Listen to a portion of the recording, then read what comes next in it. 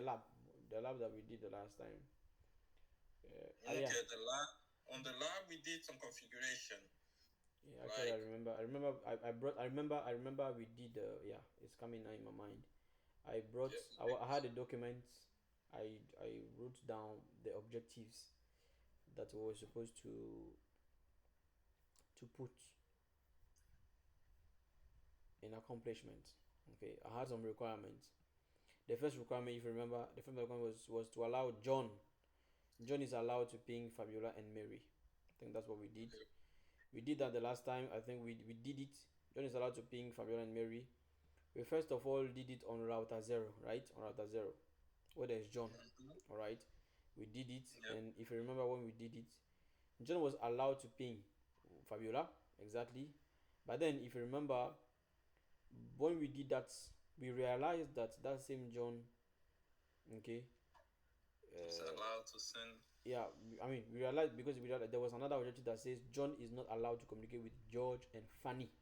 All right, we Mm-hmm. because whilst John is allowed to ping Fabiola and Mary, that same John is not allowed to communicate with George and Fanny, if you remember. So that same Yep. John, that's John here, he's allowed Mm-hmm. to communicate with Fabiola and Mary. That But is then someone. him again is not allowed to communicate with George and Fanny. And Mm-hmm. as per the first solution we did, we used standard access list and we applied it on router 0. If you remember, on router 0 Mm-hmm. we permitted John. We permitted, like, we matched John's IP address, and then that's all. Since standard access allows us to match only the source IP address, that's what we did. When we did that, we test and verify that John was able to ping Fabiola and Mary. But on the other side, we also saw that John was able to ping George and Fanny, which didn't match the other requirement because John, as per the requirement, is disallowed, is not allowed to communicate with John and Fanny. And the reason why this happened, I hope you are following me.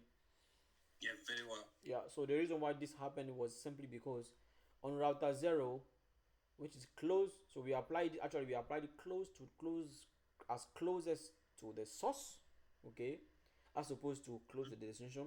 We applied it close to the source, so close to John. And since we already permitted the source IP address with standard access list, okay, either traffic, no matter the destination where it is going to, is still permitted. It's gonna be denied. It's going to be permitted. It's permitted. I mean, no matter, yeah, since we permitted the traffic from John to Fabiola and Mary, that was the first objective. Oh And yeah, that one that, is gonna be permitted. Yep. exactly, and by doing that, it also permitted traffic to George and Fanny because we applied the accesses on router 0. Again, don't forget, we Yeah, applied the that's the accesses on extended routers. one. That's the extended one. Yep. Okay. We applied the standard accesses on router 0. So the traffic was already permitted,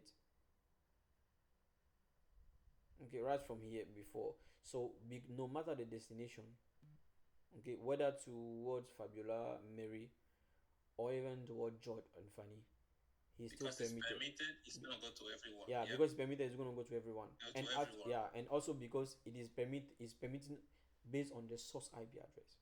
So no So, matter the yep, destination, it it's doesn't care. gonna go. Exactly. Yep. So that I was get the it now. limitation that we were able to bring out again, as per the theory we saw concerning standard access list. That when you have different objectives, all right, for, on a particular, on a particular user, that a particular user is allowed to talk with some destination, and that same particular user is not allowed to talk with another destination, it becomes complicated and almost, impossible to accomplish the objectives sometimes with standard access Using the list. standard. Using the standard list. Exactly. And if you remember, in order to accomplish that, we had to split our configuration.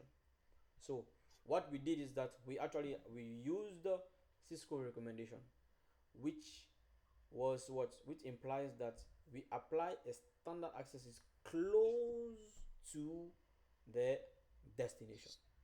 So if I come back to my first of the objectives, for John is allowed to ping Fabiola and Being Mary. Fabiola and Mary. The destination is Fabiola and Mary. So according to Yes. Cisco, we should apply standard access close to the destination. So for So this that has to be on objective, router too. exactly. So for this objective, we applied it on router 2. That's what we did the last time. And by doing Mm-hmm. that, it was okay. And now for the other objective that says John is not allowed to communicate with George and Fanny. Again, close to the destination, we applied it on router 1 under this interface, gig 0 slash 0, gig 0 slash 1. Okay, so we denied here on router 1, and then we permitted here. So we splitted our objectives, and again we were able to accomplish the result, but you can see that we standard access list, we had to perform a lot of configuration just to fulfill simple requirements, two simple requirements. So on a long scale, in a company, when you have a lot of objectives, you can see how standard access will become a headache for you, and complicated. Exactly. So with all these drawbacks of standard access list, I asked you, I think before we actually close, I asked you a question, and I said, okay, I'm sure, through alongside, I asked you whether you feel like there is no reason, okay, for creating standard access list, and I told you, of course, I told you that there is a reason. That is not just because we are seeing those drawbacks that it means standard access list is no more of use. It is of use, but then in some context, all right, and as part of one context that we saw before we left each other, I said, if you are in a context where your objectives is to, first of all, your objective is to actually match a network address as source, all right? If you want to match a whole network IP address, okay, from and deny communication, for example, or permit communication to another network IP address, okay, you can actually make use of standard access list, okay, because it is matching on what? Because it is actually global on the IP network. So that means all the users as part of the network are either permitted or denied, okay, to communicate with a particular destination. With that, it's fine. It's fine. Standard access is fine for you. You don't need to bother yourself about standard access list. And then I think I had an objective for that. I said, okay, I think for this I didn't have any objective. I just created it on my own. Let me see. Let me locate where I created it. I think it's on router 2.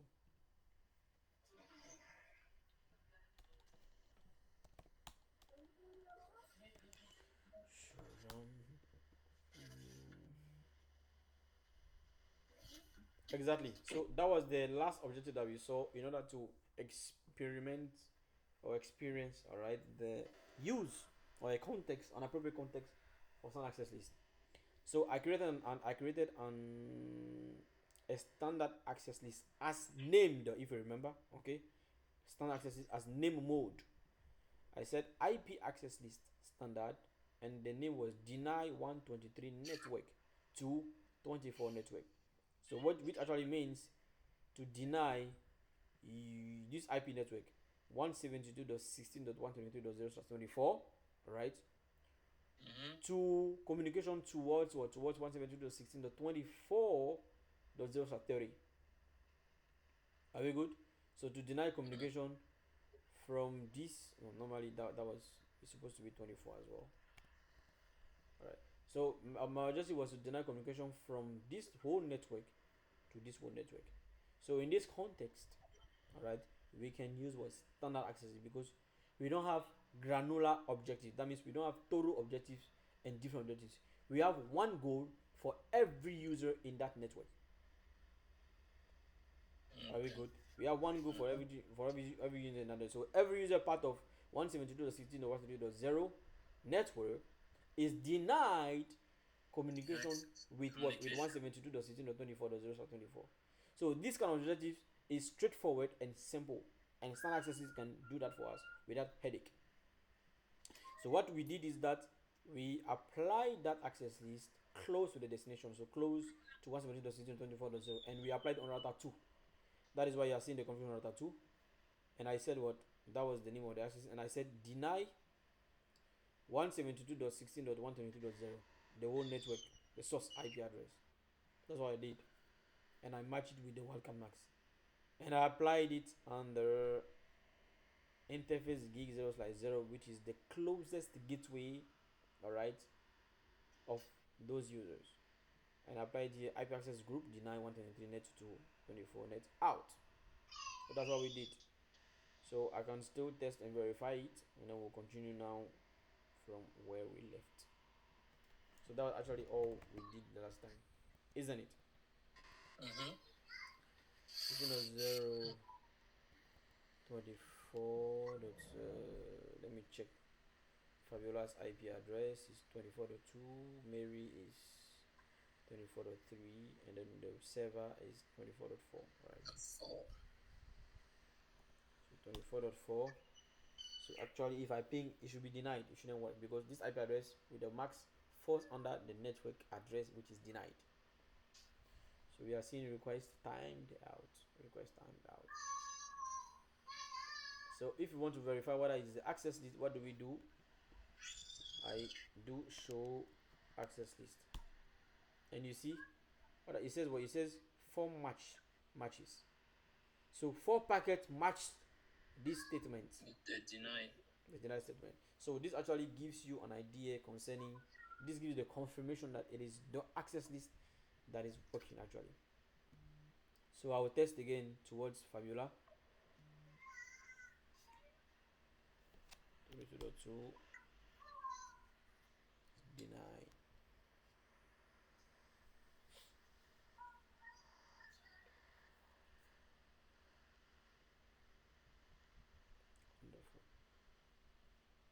Wonderful.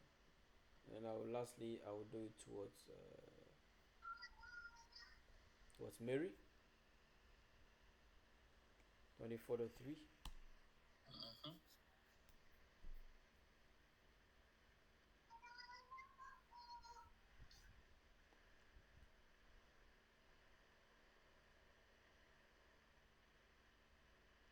Good. So it is all failing. And if you verify the counts, we will see a lot of matches. See 12 matches. Why the 12 matches? You see, when you send a ping, 4 packets are sent, right? So I did a ping from George to Fabiola to Mary, all right, and to the Windows server. So that's 4. That's 4 times 3, all right. That's 3 times 4, which is 12.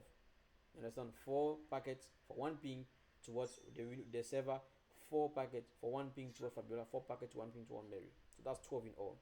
So that's why it says match what 12 packets, and it was denied. Are we good?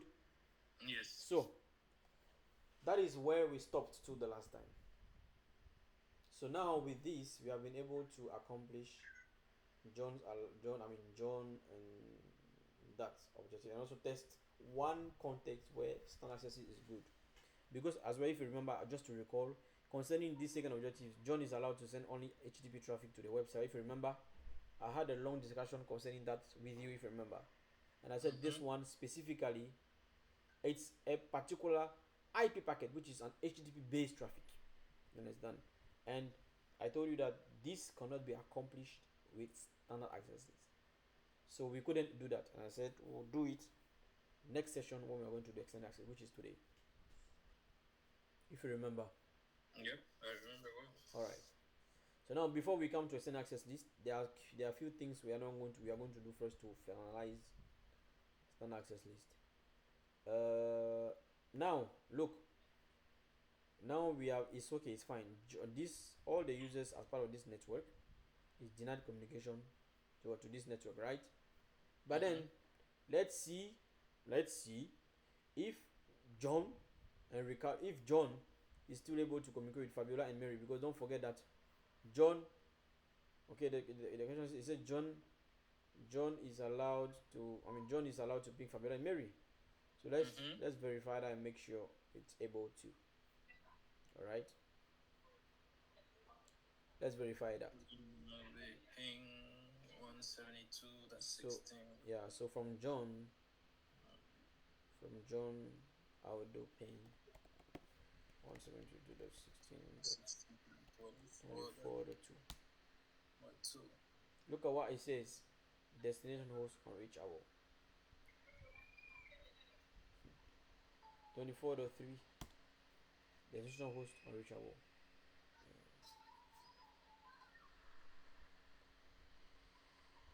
.4 unreachable. It's not working. Now, why is it not working? Let's try to find out. Let's try to find out, okay? And look at something. Look at something. See, what does it? What does it? Is it look at something. That's why I told you. Sometimes when you look at those details, it gives you an idea. Look at what it says. It says reply. Who is actually who is replying to him by telling him that the destination is unreachable? Who? It is 172.16.12.2. Yeah, 12.2.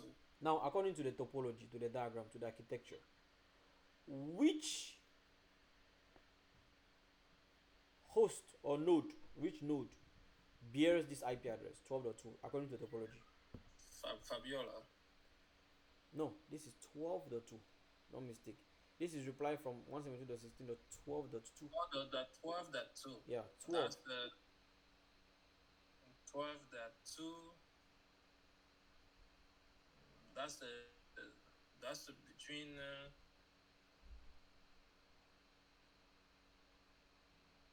That's the router one. That is this.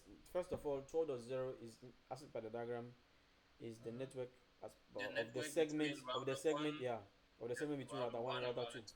Yeah, so router 1 BS 12.1 and then router 2 BS 12.2. Okay, so actually it means 12.2, the interface, the 12.2, I mean that means the IP address, the IP address is the IP address of gig 0/1 here. This one. This one. He replied by saying that, hey, you can't read this host. Why? Let's check the count. Let's check and see why he said so. Is it not because of access list? To confirm that, let's check. I hope I deleted this because I first of all did something here. Show run. Let me make sure I don't have access list on this. Yeah, I don't have access list on either interfaces. Just for you to see. All right, just for you to see. Because I'm coming to something. Show run again. You see, there is access list here, but then that access list is configured under which interface? Under interface gig 0/0, gig 0/1. You understand? So it means this interface. So that means this traffic, I mean, is not that access is not for this traffic, but this traffic is going from here to here directly. All right. But when you get yeah, so actually the problem, this access is exactly as it is giving us feedback here. The guy who replied is router 2. Router 2 is the one who said that, hey, you can't reach this host. And the reason why he said so is because router 2 has an access list. But now wait, you can see that there is no count here. I don't know if you remember, I told you, I gave you a hint last time concerning this. There is no hint here, there is no match. Because of course it doesn't match this traffic, which is normal. Look, look at what is happening. Let's check this. The traffic is coming from John, right? yes. What is John IP address? 172.16.0.2. Right? Wonderful. So John sends the traffic. It travels here. Let's travel together. It travels here. It gets to this router. There's no access. It's fine. It does the forwarding normally according to the routing table. There's OSPF configured, so there's reachability. It gives this router. This router looks at, like it does the encapsulation, looks at the destination IP address. It will look in his routing table. Then it will find a destination for that, and it will know that it has to go through this gateway, right? There's no access list, so it forwards it. Now when it gets here, router 2 receives that, so it gets in of this interface. There's no problem. And now when you get to that interface, before going out, there's an access list that says, hey, look, there's not deny first. There's an access list that says IP access group deny IP access group, okay, for this, all right, out. So there's an access list that I call deny 123 network to 24 network. So it first of all goes to that access list to check the entries, the access control entries, to see whether it matches the source IP address in the IP packet, right? So now it looks for the access list, and that is it. That's the access that I created. I created a standard named mode access list, deny 123 network to 24, and inside of that, it will check the first from top to down, lowest sequence number to the highest sequence number, right? So the first sequence number is what? If it falls on, first of all, deny what? 172.16.123.0. So that is an IP network according to this wildcard max. So deny any user that has an IP address that starts with 172.16.123.1 until .254. Basically, that's what it means. So any IP address part of that network should be denied. Now, when it compares that to the source IP address in the packet, does it match this statement?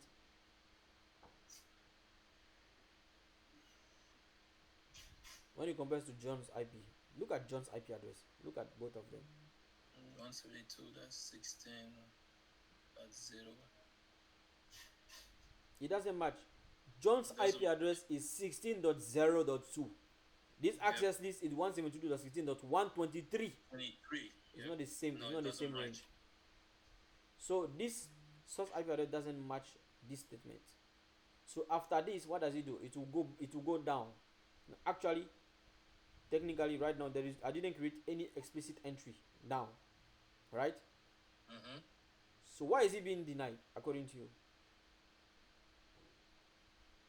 1 minute to see if you remember. I told you that the last time. After this, it will go down the list to see if there is any other access entries, but there is no entry anymore. There is no explicit entry that I created.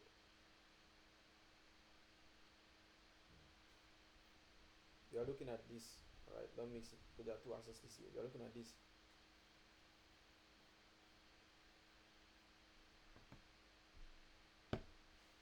You have 1 minute.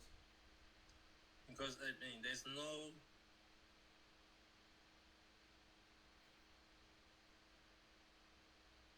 I think because there's no other command that say permit any, right? You're on the path, but you're not saying things well. You are on the road, but you're not saying things correctly. First of all, when you say permit any, that is for extended access list. Because extended access list has two statements, source and destination. So permit any for source and any again for destination. Permit any source to any destination. But we're actually dealing with standard access list, so that statement you are saying doesn't match. Actually, what is happening first of all, what you're supposed to say first of all is that it's true that physically here, after the sequence number 10 statement, that doesn't match. When it goes down the list, there is no other statement that I created. But I told you that at the end of every access list that you create, by default, there is what we call a phantom or invisible or spiritual, if you want, statement that says deny any for standard access list or deny any for extended access list. And that is also what we call implicit deny statement. That means there is an implicit deny statement by default of every access that you create. So when it didn't match this traffic, it fell on the implicit deny statement, which is invisible. That is why it denied, which means deny any other thing. So in order to avoid it, that's why I told you the last time that when you create, after you finish creating your access list for the traffic you are interested in, if for the remaining users you don't have any particular statement as per the requirement of the company, if there is no other thing that we want for them, that if anything else should be permitted, make sure when you finish creating your access entries, you put permit any. That is an explicit permit statement for anything else, for both for standard access list or for standard access list. Because if you don't do that, everything else is going to be denied. And if that is not what you want, you will end up having a different perception or result of your access list. So you see, in this case here, we created access list, we created access control entries for traffic that we are interested in according to our requirements.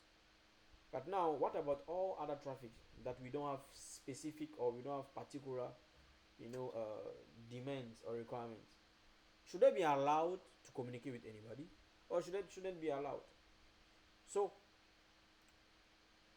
in this case, okay, if we don't want, if we want to avoid this, what we should have done, all right, what we should have done normally was to put on explicit permits. You see, so actually again, to reply to you, the reason why, if you remember, we didn't see that there was a count for this is because it didn't match this traffic. And the implicit deny is invisible, right? It's invisible. That is why you're not seeing any match. Normally it has matched the invisible traffic, but because it is invisible, that is why we didn't see any count for it.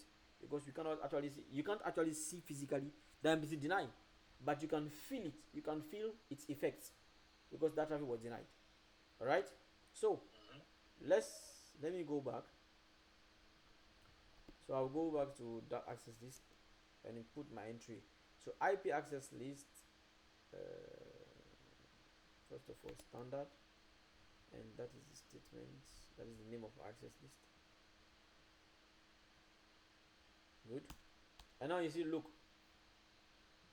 and now what do? I will say, if you remember, I told you that with this one, with the named mode, you can actually define your own sequence number, right? You can define your own sequence number. So these are the sequence number. So normally the first one starts with 10. So if I want, in this case, it's not compulsory for you to do it, but then because it's not compulsory for you to put the sequence number, because actually if I just put my statement, it will be given a sequence number automatically by the iOS, which is higher than this, so it will come under this one. All right, but then if you want to do it explicitly yourself, of course you can put something like 11. All right, then I will say permit any, that is any source. You see that there is no other thing, there's no other statement again, because it's standard access list. If it was extended access list, you will see that it will still tell me to put any because of the destination. All right, so this is to say permit any source. We are done, and I press enter. Now let me write. Now if I show you the access, I say do show access list. Look at something. You see, it came under my statement. Permit any. So you see, when you do it now, when you do this, it means that the explicit again, look at something again. It doesn't mean the implicit deny is not there. The implicit deny is still there, but it's there where it is under this one. Are we good? That means the implicit deny now is under this statement, this permit any. And since any traffic will that doesn't match those that are at the top, okay, will fall on the explicit permit, they will be permitted before they actually come down the list, to the invisible implicit deny. Are we good? I don't know if you're following what I'm saying. Yeah, I'm following. That is why we call it. That's why we call it explicit permit. That it is coming on top of what is invisible. Because what is invisible, the implicit deny, is always there, but it is there at the end of all your statements. So right now, it is that deny any is under the explicit permit. So technically, there is no way all other traffic will be denied, because they are going to match this explicit permit. Yep, I'll allow them to. You grab it. Yeah. Wonderful.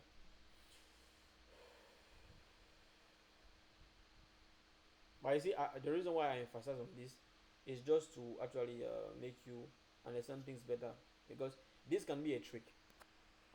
Somebody can ask you, for example, that if you put explicit permit, does it mean implicit deny doesn't exist anymore? You see, somebody can ask you that question. Does it delete, that explicit permit any for standard access, or explicit permit any for standard access, does it delete the implicit deny statement? It doesn't delete it, just for you to know that it doesn't delete it. It's still, implicit deny is still there, but it comes now under your explicit permit. So because of this, indirectly, all traffic will be permitted, because there is no way they will not match the permit any and go back and go down to implicit deny. I don't know if you understand what I'm saying. No, I didn't grab that. I hope I'm not confusing. Okay, what I'm saying is, because the statement is to permit any other thing. Okay, technically, this is what is technically, if after this permit, this explicit permit any, below this. So here, over here, what I'm putting my cursor here, under invisible or spiritually, all right. Okay, or in what you are not seeing, there is implicit denial under this. It's implicit denial. You understand? But then there is no way that a traffic that doesn't match all your statement will cross this permit any and come down to deny, implicit deny. There's no way, because anything that doesn't match your statement, I mean your statement at the that is higher, that is at the top, they will all fall on what? On explicit permit any. Permit, yeah, permit So any. basically everything else will be permitted. So there's no way that they are going to jump this statement and come to the implicit deny. Do you understand what I'm saying now? I see. Yeah. So I'm drawing your attention to the fact that implicit deny is still there. Anytime you put when you put explicit permit, your implicit deny is just being moved from the position it had to another position. You understand? So technically, before, this is where my implicit deny was at this position. But now, because I put explicit permit, my implicit deny now moved from this place to this place under here. Do you understand? Okay. Until I put another comment again. Exactly. For the meantime, the one that the because it dropped down from the 10 deny and it goes down, everything else will be permitted. So you see, so that means that makes your implicit deny not to be effective anymore. You understand? Because since they are all having any and and the explicit permit comes on top of implicit deny, anything else will be permitted. I see. Understand? Yeah. Yep. Great. So far so good. Now, there's one last thing we are going to do, and then we'll take that same objectives and do external access, and then we'll be through. So now I am going to show you again one context where external access is very very very good as well. Okay. So look, let's assume we want Ricardo, right? Ricardo, okay. So Ricardo, Fanny, okay, and Mary, all right. So Ricardo, Fanny, let me write it here. I'll write it here. Ricardo,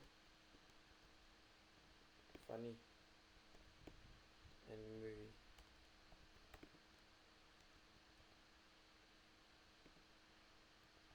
Are the only users allowed to connect remotely to Ricardo, Fanny, and Mary are the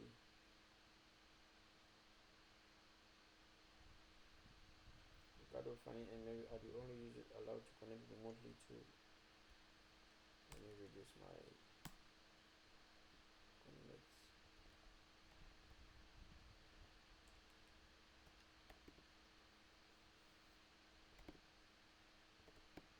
To the terminal.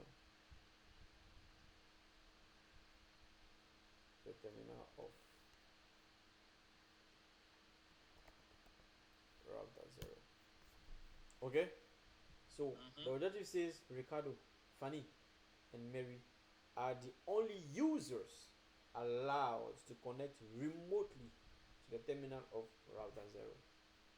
So connecting remotely, what does it tell you already? Connect remotely to the terminal. What does it tell you?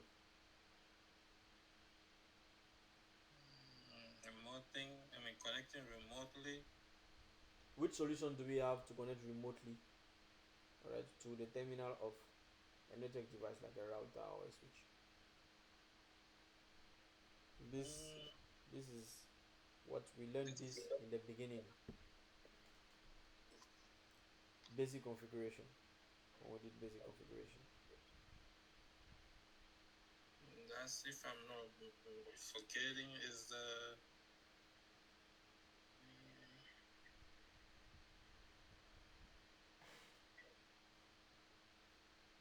It's not tel. No, it's not tel. It's the SSH, right?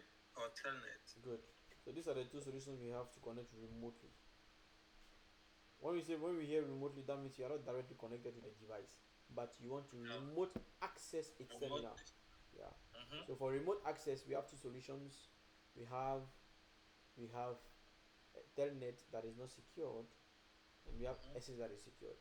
So actually, what it is telling us is that in order to connect, so the people that are allowed to even attempt to connect basically to the terminal are Ricardo, Fanny, and Mary.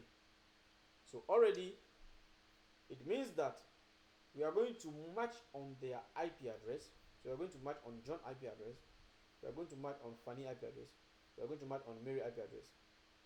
And we are going to tell this router that, hey, these IP addresses are the one you should allow connection to your terminal. Are we good? This one is deep. Come again? See.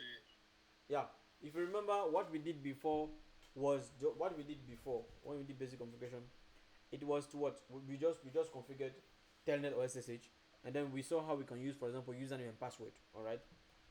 That is, these are the credentials that the users are going to. When I say user, that means irrespective of the IP address, any user that connects, they should have the username. They should provide the username and then the password, and then they are successfully logged in, right? But now that you're in access list, you can actually control, okay, who or which IP address is first of all connecting remotely before controlling again the credentials that it is using before it is being accessed. So you see, there are two controls here. So now the router is not just going to is not just going to it's not just going to ask the person who is coming to provide username and password, or to provide password only. But before it gets to that point, it is going to first of all verify the source IP address of that connection. If the source IP address of that connection matches the access list, then this is one check. Another thing is that now it will tell you to provide your username and password, or your password, based on how you configure it. You understand? So these are two steps of verification. Two steps of verification. And that's good for security. So now the router is not going to waste his time by just allowing anybody. Like, what is not going to waste his time by first of all looking at how do you call it? First of all, granting, like, first of all paying, first of all connecting with the. No, first of all, it's not going to. I want the term I want to use. The router is not going to waste his time by allowing the connection before granting access. You understand? He's not going to waste his time by allowing the connection. This time around, the router is going to allow the connection if that connection is coming from an authorized IP address. You see? So now, if the router has authorized the IP address, then that means he has allowed the connection before he's now going to grant access, verifying, of course, the credentials. You understand? But if the connection doesn't match, if the IP address doesn't match the access list, it will deny the connection. So you see, it saves time. It saves him time. So that means he's not going to go further by asking for verification. Using either the password or the username and password. Exactly. He's not going to waste time to go there because the IP address is not authorized actually to connect. You understand? Good. So now, this is actually a context where you see standard access is also very important. It's also good. It will make things easier for you. Why am I saying that? Because the router, okay, when we're talking about the router, from the perspective of the router, the connection will be coming from the sources, all right, from the sources. So when connections are coming, the connection is coming from a particular source into the router. So that means to the router itself. You understand? See yourself as the router to understand what I'm saying. See yourself as the router, and then someone is sending a connection to connect to your brain. You understand? When you receive that connection is coming from a particular source to inside of your brain, right? Now you have a list. You have a list of who should be allowed connection before Who should have asking access? his name and password or who he is or his identity card before actually giving me access. So since so actually you see you look at the language, standard accesses focuses on what? On the source, right? Yeah. Standard access focuses on the source. So actually standard accesses matches again that context. It matches that context because you are the destination. The destination is yourself, is you. You understand? So what? So technically, what you are going to be paying attention is what is the sources, the IP address, the source. You're not going to be looking at the source and the destination. No. Very good, because the traffic is coming to you. So that means you are the destination, and standard access list is applied closer to the destination. Do you understand? So you are the destination, and you are going to simply grant or you are going to allow connections to your terminal based on the source. So this scenario again is a perfect scenario for using standard access list. I'm just showing you another scenario where you can actually make use of what standard access list. Okay. Okay. So now let's go into it. I'll go to the router,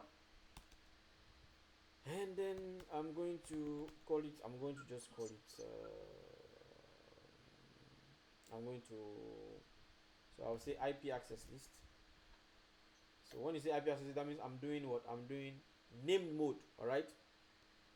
When it's IP before, that means it's name mode. If it's access straight, then I'm going to be doing numbered.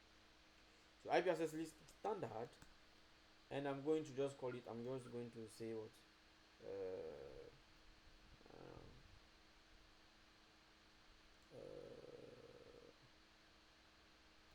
list yeah, I'll just give the list of IPs allowed to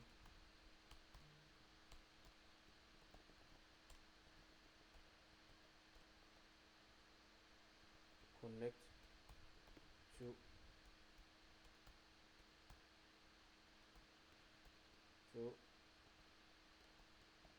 my terminal. Right? Wonderful. So just a name so that it gives you an idea about what is the purpose of the access entry. So now I'm going to match all the sources. Permit. He said we should permit John and Mary and Fanny, right? So John's IP address is what I would say permit is a specific IP address. So I'm going to do permit host to avoid putting wildcard marks. Permit host 172.16.0.2. That's number one. And then let me confirm is Ricardo, Fanny, and Mary. Yeah. Fanny is 172.16.123.3. And now I say permit 16.123.3. And lastly, Mary is responding on 172.16.24.3.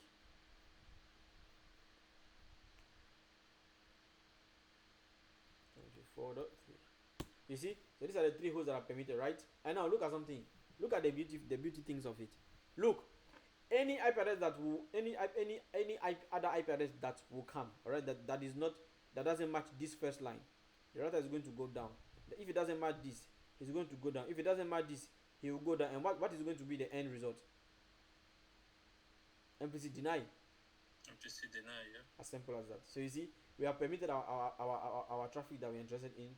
Since these are the ones that we only want to permit access to the router's terminal, we match them and we put the permit statement, and then implicit deny is going to work for any other IP address that we neglect. You understand? It's going to work for us. It's going to do the job for us. You'll be denied. And now this is access list. Now where am I going to apply? When we want to, let me tell you something. When we want to connect to the router, all right? When we want to connect to the router, okay, there are two things. Okay, you can actually apply the configuration. I'm going to show you something. You can actually apply your access list. Okay, for example, you can apply it. No, I'm not going to first of all tell you. I will ask you, where do you think we can apply the access list? I'm going to ask you first. Tell me where you think we can apply this access list.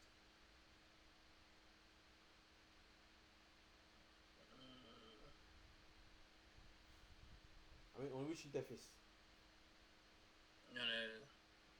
Look at it very well. Look at the IP addresses. Tell me where you think we can apply this access list. 16.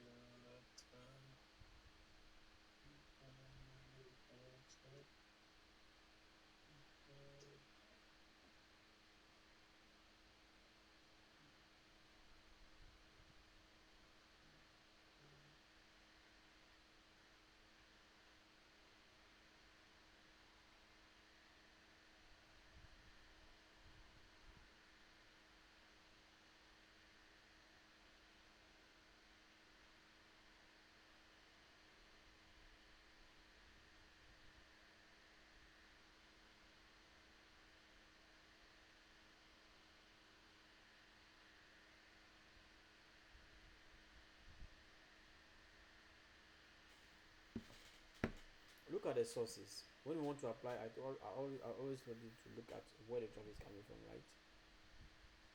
That's what I told you. If you want to know where you are applying the traffic, the access list, you should look at the origin of the traffic, where it is traveling to know where you're going to apply it. If we look at 172.16.0.2, let's look at the life of the packet. I'm looking for one. Where is 123? 123 is here. It's here. Oh, that's okay. funny. Okay. 123 is here, 24 is here, and then 16 is here. John, this is John. This is the first one. 0.2 is John. So John is coming here towards router 0's terminal. So that means if you're looking at John's traffic, the access is going to apply, it will be applied on gigabit 0.0. 0.0. If we are looking at 172.16.123.3, that is Fanny's IP address. She's traveling from here in out of this interface, and then she has to come here, right? In or this, so that means it's going to be applied here. Yep. That's how we do it. If you're looking at 24.3, is Mary. It will come from here, the same thing comes from here, then here. It's going to be applied. So technically, that means we are going to apply this same access list on two interfaces, right? On gigabit 0.0, so that it can affect traffic coming from John, and on this other side as well to affect traffic coming from Mary and Fanny. Are we good? Wow. Yeah. Good. Let's do this first.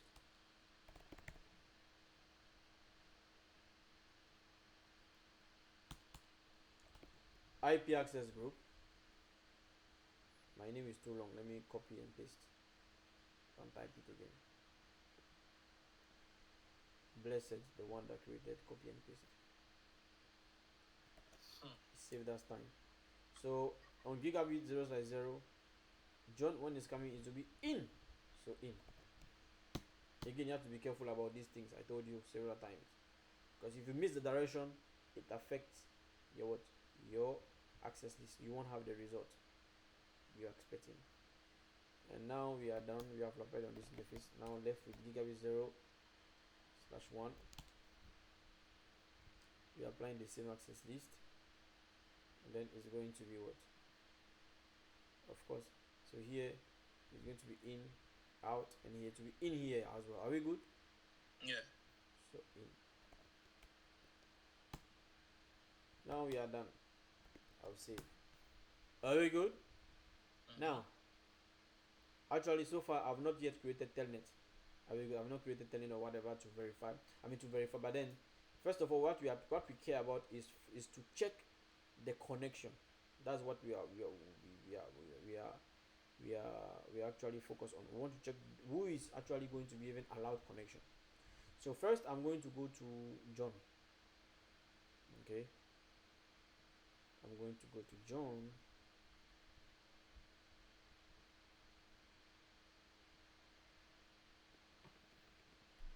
and I'll say for example telnet 172. So if John is coming from here, this I'm going to put this IP address, right? 172 dot 16 dot I think 0.1. This interface should be 0.1. Look at something. Look at something. That's why I did that intentionally. Look, what is it? It says shrine 172.16.0.1. The connection was open. Alright. So it was first of all open. The connection was first of all open. And then later, like, of course it was closed, because so at least the connection was allowed. You understand? Why was the connection allowed? Because this IP address matches the access list. Are we good? But later he closed it, right? Of course he closed because there is no, I didn't configure telnet. You understand? I didn't configure any credentials to connect. That's why at the end of the day he closed the connection again, because he didn't find a credential that he could use, either password or username or password, to go further again. You understand? But at least we saw that you allow the connection. Are you understanding what I'm saying? Good. We can verify that by doing what? By doing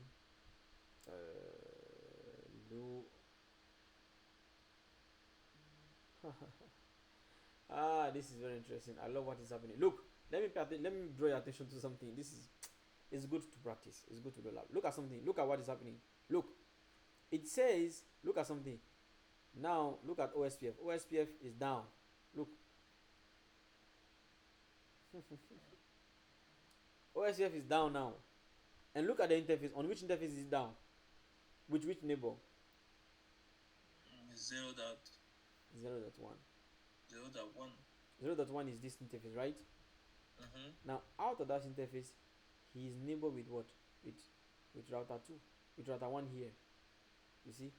And OSPF is also an IP protocol. It's an IP protocol. Are you following me? Hello? Yeah, I'm following 100%. Yeah, I'm going somewhere actually. It's good that this has happened, but let me pause this and first of all verify my access. We'll come back to this. Go show access list. So now look at something. Look, you see, it has what? It has permitted. There was 3 match. 0.2. So it means it's confirmed again that John was allowed because it matched what? This access list. Are we good? Wonderful. Now let me verify with 123.3. That is funny. But of course, if I do with funny, it won't. Actually, there's no way to. Actually, it will not work. The reason why it's not going to work is not because of the access list. You will see that it's not because of the access list, but it's because of what has happened right now. So follow me very well, because you are going to, something I've been telling you, I gave you a hint about. You are going to confirm it right now again. Telnet 172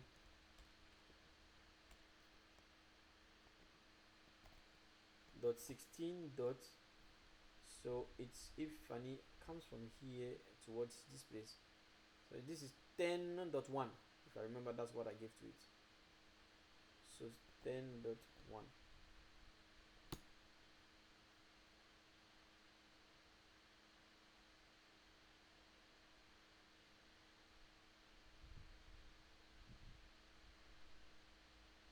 You see what it says? What it says? Connection. Have you seen that now? You see the result is not the same. Connection timeout. Remote host not you see, it says remote not responding. This is not the same as what we saw. Let me come on router 0. You see, what does it say? Look, it says 20 permit. It said 20. It said 20 permit host. All right. You see, it matched. Right. It matched the access list. Let me explain to you what is happening. You see, funny, and again, look at something. Connection timeout. If you remember, connection timeout means what? It means the packet went, but it's on its way coming back. There was an issue, right? Issue. Good. Yeah. So Fanny was able to connect. By the way, that is why we saw, this is honestly, networking is fun. Fanny was able, follow me very well. Fanny was able to connect. That is why we have credential. We have report that it matched. All right. So that means she was permitted, right? But now the reason why we are seeing an unexpected, okay, we are seeing this kind of message because look at this. It's not the same. If you remember, it's not the same as what we were supposed to see this as well. The one we were supposed to see this one. It was supposed to be the same as John normally. That we're supposed to see trying 172. We were supposed to see open. Alright? But look, we saw something and then it didn't open. We didn't see open. And then later look at the thing. It's not even the same. It's not the same thing. It opened but later it closed because there was no terminal configured. I didn't configure the internet. But here it didn't tell us, it didn't confirm to us that the connection was open, and it said the connection was timed out. You understand? So actually it means in all, it means that there was an issue with the connection. She was able to get to this guy, and this guy was able to verify, Ratazero was able to verify its IP address. Are we good? That's it. But then, of course, when you are sending this, when Ratazero received, Ratazero was also supposed to reply to it that to say that I'm allowing your connection before we will see open. You understand? So that means it has to go, and then so that means when you are asking for your connection, you are supposed to get a reply from the one you want to connect to. You understand? So now, when router 0 is wanting to reply to Fanny, router 0 is going to look in his routing table. Very interesting. So it does two show IP route, and then it's going to check what is Fanny's IP address. Is 172.16.123. Now let's check. Does he have it in his routing table? No. 123.0 network. No. It is no more there. Why? Because you and I were what? Saw that there was problem with what his neighbor. That's why. Look at something. This network is remote from the perspective of router 0. Router 0 is not directly connected to this network. That is how we configure OSPF on router 0 on router 1. So technically, router 0 will know about this network through router 1. Router 1 is the one who is going to advertise this network to router 0. But now that he's no more neighbor with him, look, neighbor 172.1 out of this interface went from full to down. Are we good? Okay. They are down. So because they are down now, of course, those information are going to is going to expire them because they are no more neighbor. So there's no way I'm going to keep your information. So that's how come router 0 doesn't have the IP information of these users anymore. Do you get it? Wonderful. So now let me come back to what I was talking about. Why, according to you, do we have was OSPF suddenly flapped? Why? Why did OSPF flap suddenly? Is it because we don't have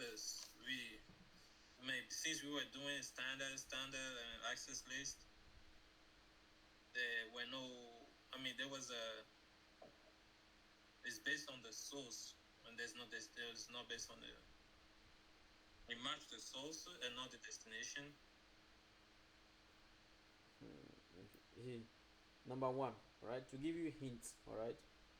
Look, the access list. If you remember, OSPF it affected the interface is gig 0/1, right?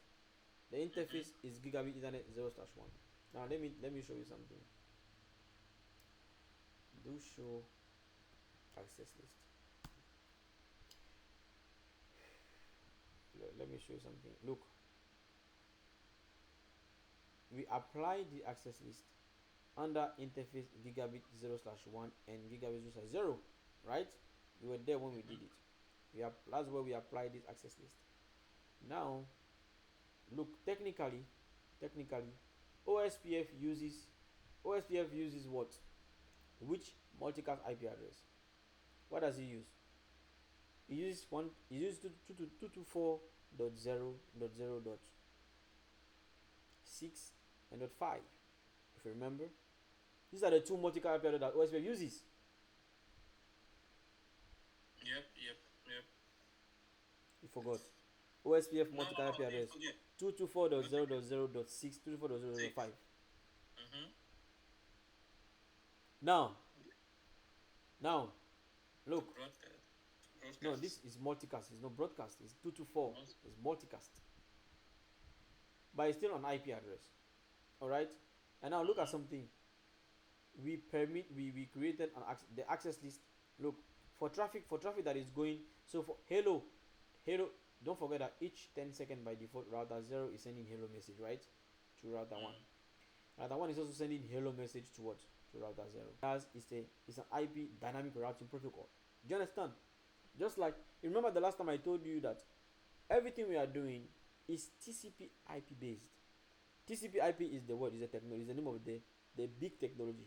But then under TCP IP, so far we have seen IP address, we have seen what? We have learned ARP, we have learned all these sub protocols are still part of what? Of the field, which is TCP IP networking.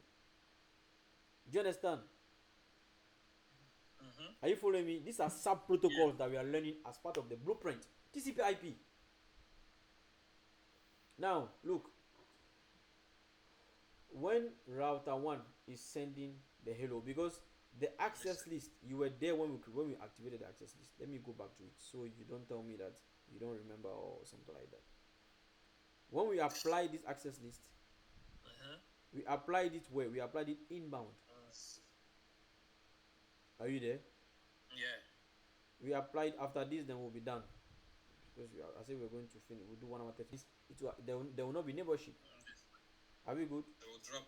Yeah, so that is why there were neighbors, but now because router 0 is denying that source IP address that sent the hello message, their neighborship was affected by it. That's why you saw that thing. That neighborship went from full to down. That's all.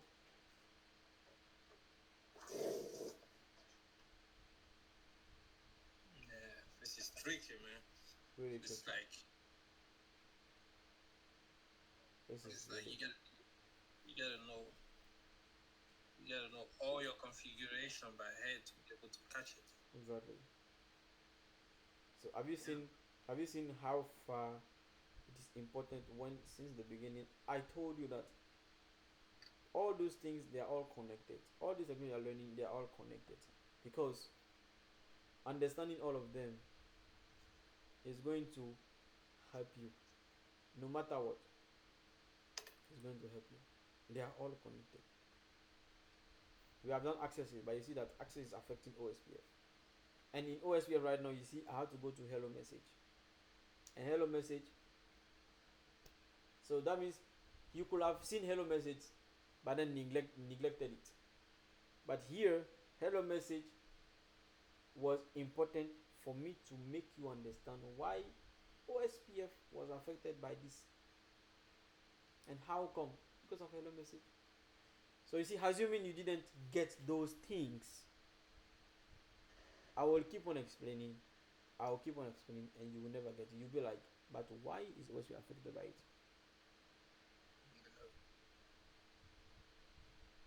Do you have any question? You have 2 minutes. You say what? Do you have any question? You have 2 minutes. No.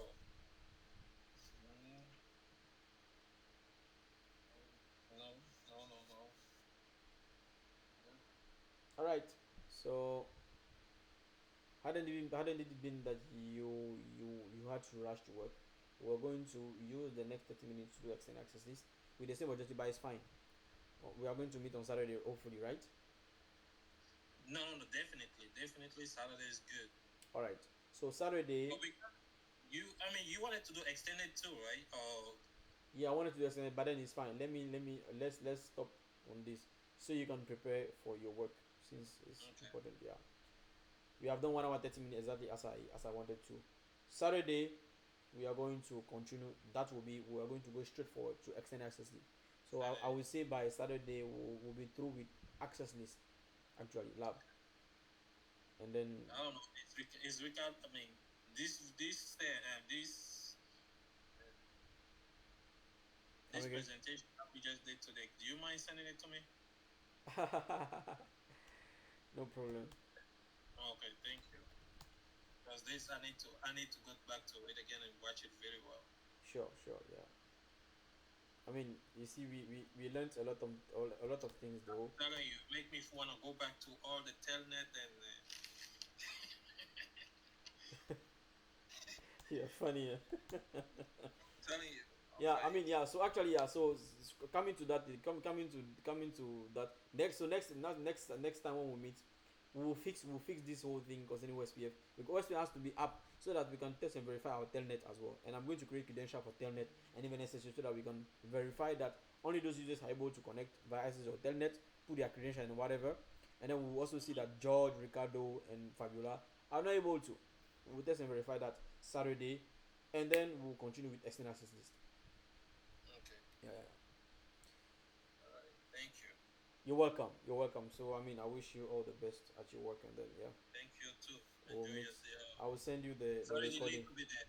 You guys are ready to go to bed. Come again? Say for you guys it's late already and you ready to go to bed. Yeah, exactly, exactly. Yeah, it's 9:31, almost 10 p.m. Yeah, All right. Thank you. Thank you. you're welcome. So take care of yourself, and then yeah, we'll keep in touch.